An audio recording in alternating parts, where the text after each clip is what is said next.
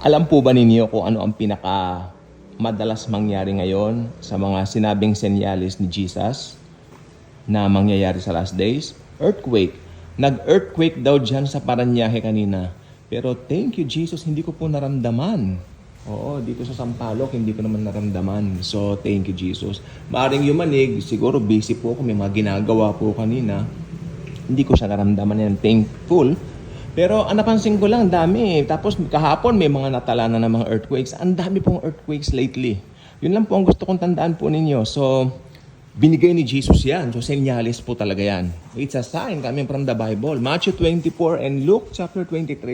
If I'm not mistaken. Kape muna ako. Alam niyo po ba ang lindol ang pinaka nakakatakot among all disasters? Dahil sabi nga nila, kung may bagyo, tumago ka lang. Pumunta ka sa kung saan, di ba? Yeah, basta matibay yung shelter mo, gumawa ka ng, nagtakip pa ng yero, nagtakip pa ng mga tabing and all that, safe ka na. Hindi ba na lang kung malakas, di ba? Pero at least, mas may bahagya kang kasafean o safe ka. Kumpara sa lindol, punta ka sa, tulad ng panaginip ko, naikwento ko may panaginip ko, kwento ko sa inyo ulit. Yung mga bagong subscriber ko dito, teka lang, ayun mo ko kape. Kasi, I know, it took place some 3 months ago. Oo, so ibig sabihin, 3 months o 2 months ago. Nakalimutan ko na eh. Pero kasi ako, alam niyo po ba, during that time, di ba 2 to 3 months ago, ang init po ng ating kapanahunan. 2 months ago ka muna. Mga 2 months ago siguro. Ang init ng panahon. Ako, ayoko pong binubuksan yung aircon dahil masama po ang nagiging epekto sa aking katawan kasi asthmatic nga po ako. So, mas gusto kong matulog yung natural po yung klima o yung lamig. Thank you, Jesus. Kagabi, ang sarap ng tulog ko.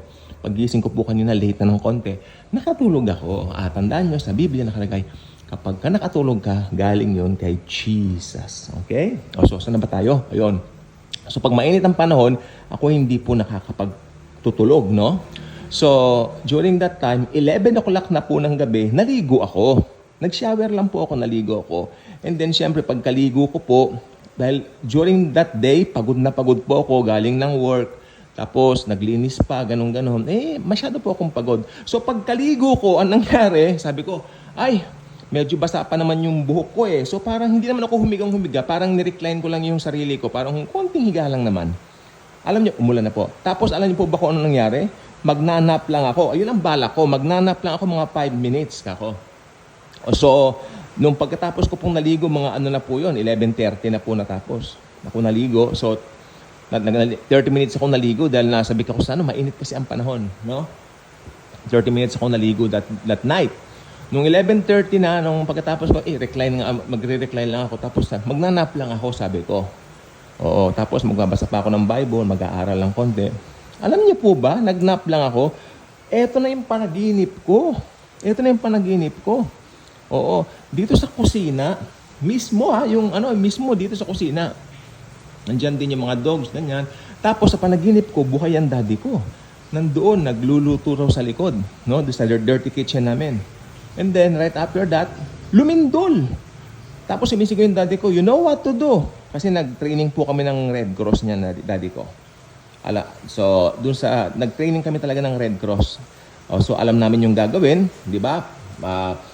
Pupunta ka sa pinakamalapit na kung ano yung pwede mong taguan. Sa amin, yung lamesa namin na mahaba, doon ako pumunta. Yes, I know what to do, Dad. Bahala ka na rin sa sarili mo. Ako sa kanya kasi alam na niya yung gagawin niya. May lamesa rin sa likod, no?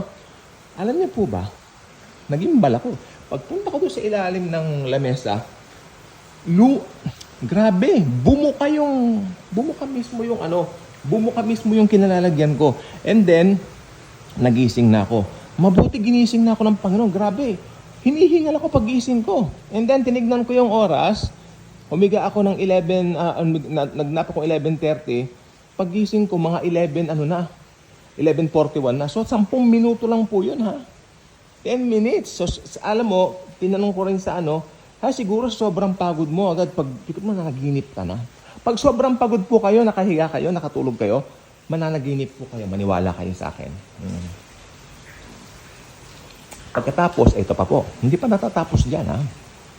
Pagkatapos po nun, panaginip pong yon, kinabukasan nun, o after 2 days, hindi ko na po sure, Basta pagkatapos ng panaginip kong yan, naglabas na yung pillbox na mag-iingat daw ang buong Pilipinas kasi maaring 8.3 na lindol na raw ang tatama anytime sa buong bansa.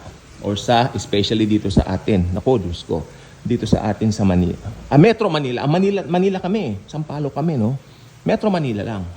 Di ba? Talagang tumatakas kami. Pwede. Hindi. Sabi, di ba, Metro Manila eh. Manila tayo eh. Siguro mararamdaman din natin. Pero wala naman tayo sa fault line. Di ba? Marikina fault line, di ba? O, hanggang Bulacan. O, may mga kamag-anak din kami sa Bulacan. May mga kamag-anak din kami sa Pampanga. O, di ba? May kamag-anak kami sa Laguna. O. Pero alam ninyo, nilabas nilang gano'n na 8.3 maaring tumama raw. So, nagbibigay na po ng babala. Natutuwa naman ako, bago ilabas ng pillbox yan, na naginip ako ng gano'n. So, may warning po sa atin. Makinig pong mabuti. Importante po to. Pag may panaginip, may warning. Huwag niyong babaliwalain ang mga panaginip ninyo. Okay. Do not ignore it. Especially kung alam mo naman na ayon sa kalooban ng Panginoon ng panaginip mo. May mga panaginip na walang kwenta. Alam natin yon. Pero may mga panaginip na sandali lang, may significance eh. Kasi parang tagpi-tagpi siya, na pag tagni-tagni o tagpi-tagpi ng panahon, akalain nyo, matapos ng panaginip ko, may mga post na uy, kailangan mag-iingat tayo. 8.3 pala ang maaring sumapul sa Metro Manila na di ba? Mga tipong mga ganyan mga bagay. So, we need to really take good care of ourselves also. We are Christians, yes, but we as Christians, as believers, may wisdom tayo from above. Santiago 1:17, basahin nyo. Every good and perfect gift, kasama po dun yung wisdom. Okay? So, we need to really entertain some dreams na ibinibigay sa atin dahil malay nyo, may gustong sabihin si Jesus sa atin. So, yan pong gusto kong sabihin. Lumindol na naman kanina and buti hindi ko naramdaman dito. Bye-bye.